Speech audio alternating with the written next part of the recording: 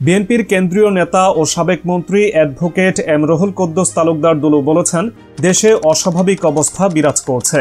দেশের আইন শৃঙ্খলা পরিস্থিতি মারাত্মক অবনতি হয়েছে। দ্রুততম সময়ের মধ্যে জাতীয় সংসদ নির্বাচন দিয়ে একটি নির্বাচিত সরকারের হাতে দেশের শাসন ব্যবস্থা স্থানান্তর করলেই দেশের স্বাভাবিক অবস্থা ফিরে আসবে। বুধবার নাটোর সদর উপজেলা যুবদলের সাবেক সভাপতি স্বার্থহীন আলম শাহীনের স্মরণসভা উপলক্ষে আয়োজিত আলোচনা সভা ও ইফতার মাহফিলে প্রধান অতিথির বক্তব্যে দুলু এসব কথা বলেন। অন্তর্বর্তী সরকার সংস্কারের কথা বলে অযথা সময় নষ্ট করছে। দেশের মানুষের জীবনমান রক্ষার জন্য দ্রুত নির্বাচন দেয়া জরুরি। দুলু বলেন, শহীদ রাষ্ট্রপতি জিয়াউর রহমান ও বেগম খালেদা জিয়া তাদের শাসনামলে ধর্ষণের বিষয়ে দেশে কঠিন আইন প্রণয়ন করেন। আগামী দিনে বিএনপি ক্ষমতায় গেলে ধর্ষকদের বিরুদ্ধে আরও কঠোর আইন ও তা বাস্তবায়নের ব্যবস্থা করবে। দ্রুততম সময়ের মধ্যে ধর্ষণ মামলার রায় প্রদানের কার্যকরী ব্যবস্থা করা হবে।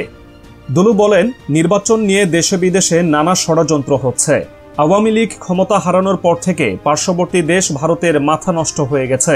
যে কোনোভাবেই হোক তারা বাংলাদেশের বর্তমান অন্তর্বর্তী সরকারকে ব্যর্থ প্রমাণ করতে নানা ষড়যন্ত্র অব্যাহত রেখেছে। তারা যে কোনো মূল্যে দেশে অরাজকতা সৃষ্টি করে এই সরকারকে ব্যর্থ প্রমাণ করে পতিত আওয়ামী ফ্যাসিবাদী সরকারের লোকজনকে দেশে ফিরিয়ে আনতে ও জাতীয় নির্বাচনে তাদের সুযোগ সুবিধা করে দেওয়ার অপচেষ্টা অব্যাহত রয়েছে। এজন্য অন্তর্বর্তী সরকারের উচিত দ্রুত জাতীয় নির্বাচন দিয়ে জনগণের সরকার প্রতিষ্ঠা করে দেশে স্বাভাবিক অবস্থা ফিরিয়ে আনা।